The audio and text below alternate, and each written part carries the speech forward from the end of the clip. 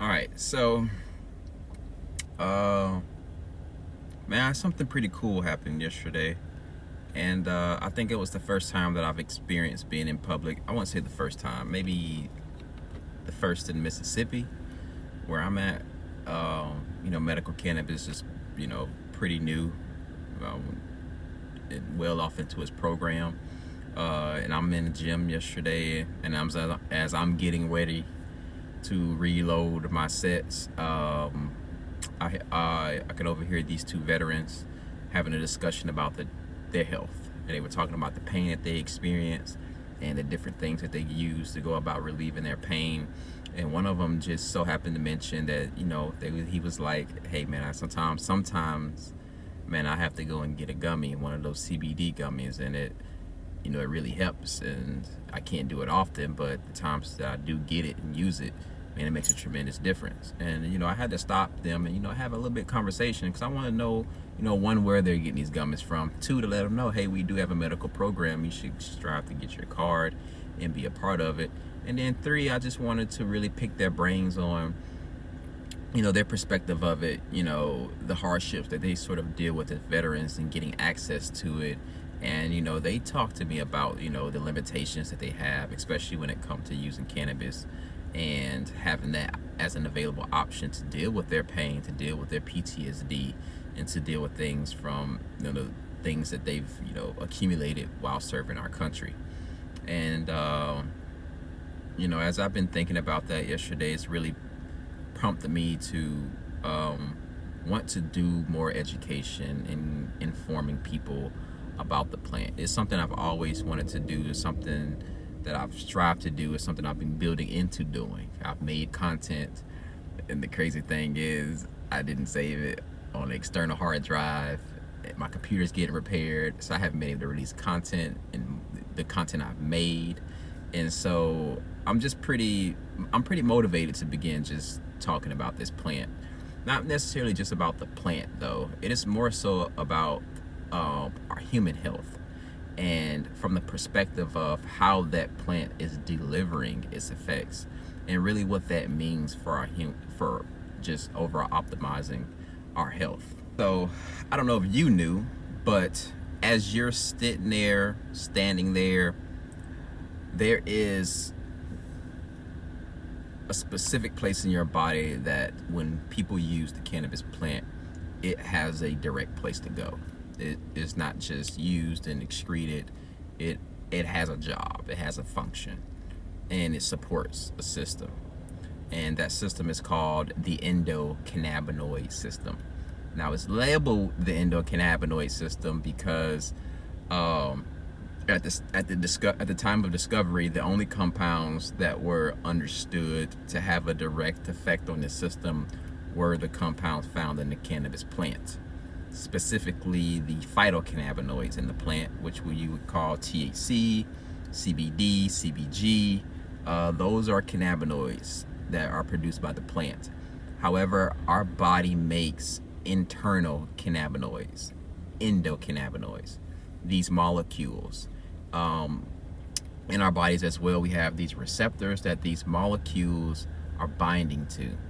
And in addition to that, as these molecules bind to the receptors, they do the job that they're there to do. There are enzymes that are there to break them down. And cool thing about the body is when those compounds are break down, they're usually reused in other parts of the body.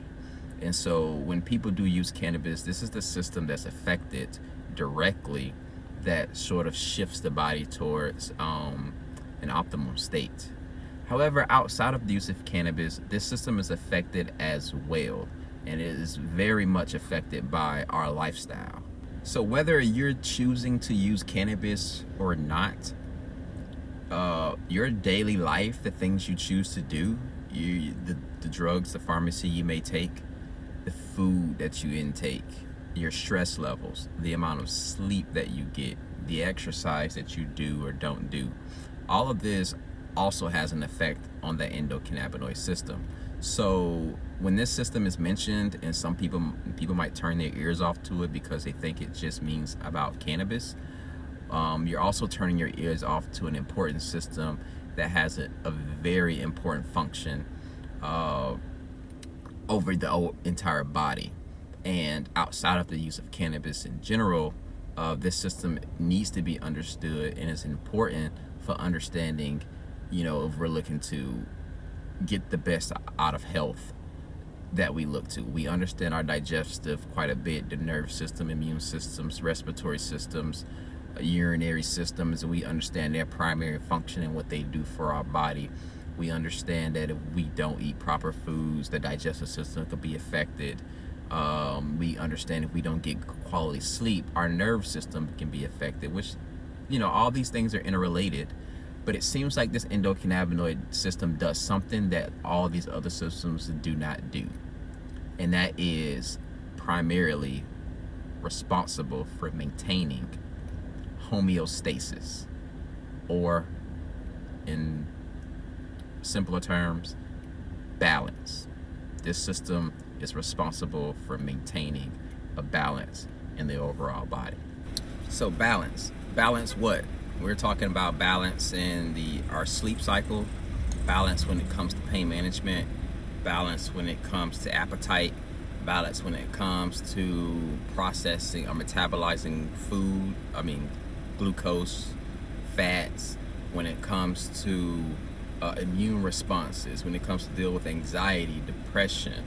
All these things can be addressed through or by having some sort of stimulation or suppression of the endocannabinoid system. And when we start to look at a lot of lifestyle diseases that we're dealing with, from metabolic issues when it comes to weight gain, obesity, diabetes, the anxiety, depressions, you will begin to see that the endocannabinoid system has also been affected, in addition to the specific systems that's associated with the diseases. So when we think of diabetes, we think of the digestive system being disrupted when it comes to insulin sensitivity. Endocannabinoid system does have involvement when it comes to insulin sensitivity. When we think of anxiety, or an addiction, where certain neurotransmitters, brain chemicals are running about unchecked or not being ran at all. It's the responsibility of this endocannabinoid system to go and say, hey, shut this off, hey, turn this on.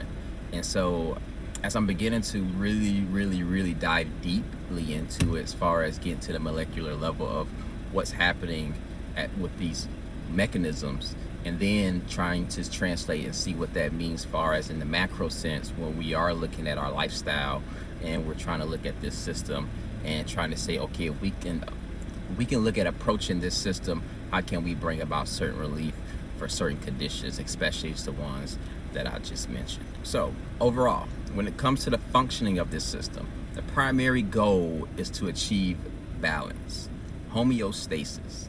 And anytime the body is out of balance, compounds that we have in our body are produced on demand.